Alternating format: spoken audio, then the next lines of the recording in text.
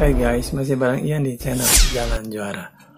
Oke guys, pada kesempatan kali ini saya mau bercerita dan berbagi pengalaman. Gimana sih cara kita itu bisa membentuk sebuah tim di dalam sebuah perlombaan gitu ya. Nah, biasanya kan cara seorang pelatih itu atau jalannya untuk membuat atau membentuk sebuah tim itu kan beda-beda gitu ya. Biasanya kan tergantung dari pengalaman gitu. Atau mungkin juga pelatih bisa melihat dari data atau riwayat gitu ya, dari sebuah data. Nah, sekarang kita balik, gimana kalau kita nggak punya data gitu? Atau gimana sih cara menentukannya? Nah, biasanya kalau saya sendiri itu gimana cara bisa lihat potensi orang? Biasanya saya melihat dengan cara mengamatinya gitu ya.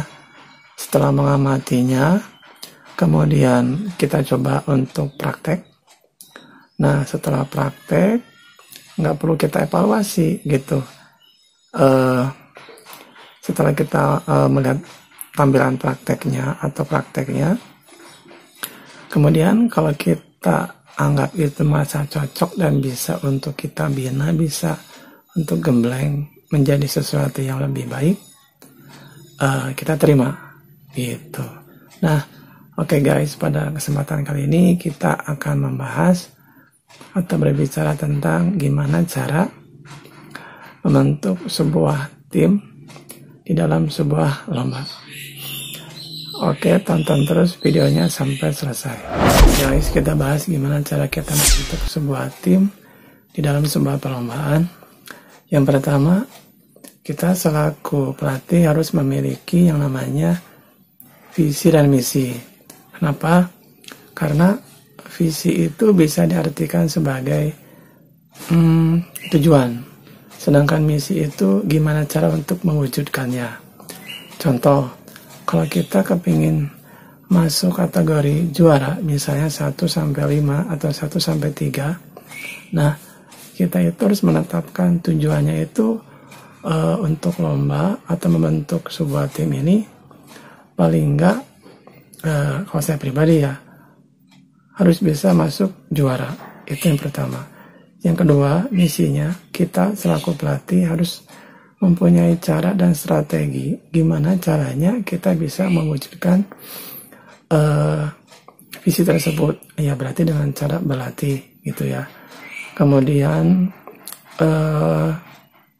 belajar, kemudian membentuk sebuah fondasi yang memang sekiranya itu bisa menguatkan fisik dan mental. Kemudian yang lainnya ya itu tergantung dari pengalaman atau jam terbang dari seorang pelatih tersebut. Oke, jangan lupa harus memiliki yang namanya visi misi. Supaya apa? Supaya jelas, supaya terukur, jadi nanti targetnya juga sesuai harapan gitu ya, jadi nggak mengada-ngada. Oke guys, itu yang pertama. Oke guys, yang kedua adalah mencari dan merekrut tim.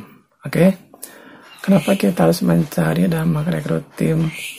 Ya karena tadi di awal yang saya jelaskan, karena kita tidak punya data, otomatis kita itu harus melakukan yang namanya pengrekrutan. Kemudian nanti kita bahasanya ya harus mencari juga gitu. Nggak mungkin kalau kita mau merekrut tapi nggak mencari gitu ya.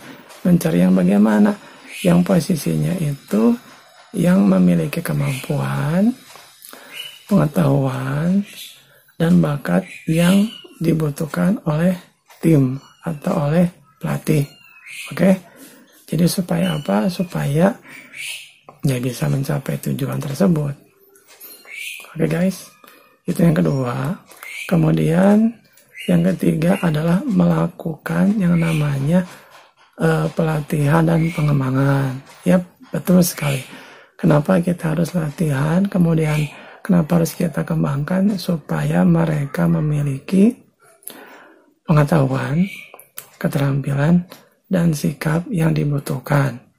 Ya kan? Ya gimana caranya? Berarti caranya itu kita harus latihan, kita bikin strategi, kita bikin perencanaan agar semuanya itu menjadi lebih baik dan terukur. Oke? Itu yang ketiga. Selanjutnya itu yang keempat. Yang keempat adalah melakukan komunikasi yang efektif. Kenapa? Dengan adanya komunikasi yang efektif atau dua arah gitu ya, memungkinkan kita itu semakin kompak, semakin solid gitu ya. Karena tanpa adanya komunikasi untuk mencapai hal-hal yang kita harapkan itu mungkin sedikit agak terganggu gitu ya. Jadi sekali lagi komunikasi itu harus terjalin dengan baik agar kita selaku pelatih bisa memberikan kenyamanan, motivasi, dan tim yang kita bentuk itu merasa diperhatikan gitu ya. Jadi tidak mempunyai penilaian kayak dibiarkan begitu. Oke? Yang kelima, membentuk lingkungan yang positif. Kenapa kita harus membentuk lingkungan yang positif? Biar posisinya nyaman, kerjanya enak gitu ya. Tidak ada yang merasa paling senior atau merasa paling bisa. Semuanya sama. Agar apa? Agar saling mendukung gitu kan. Kalau saling mendukung kan enak gitu. Jadi tidak ada yang merasa siapa senior atau junior gitu kan. Jadi intinya sama-sama bisa saling belajar, bisa saling berkembang, tumbuh bareng, prestasi bareng. Oke? Dan yang terakhir adalah yang keenam, harus sabar. Karena yang namanya kita mendidik atau melatih itu butuh kesabaran. Tidak instan. Butuh waktu, butuh proses.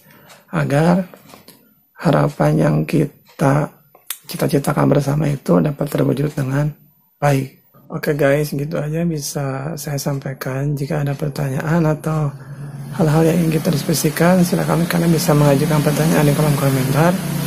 Demikian, semoga bermanfaat. Terima kasih, bye-bye.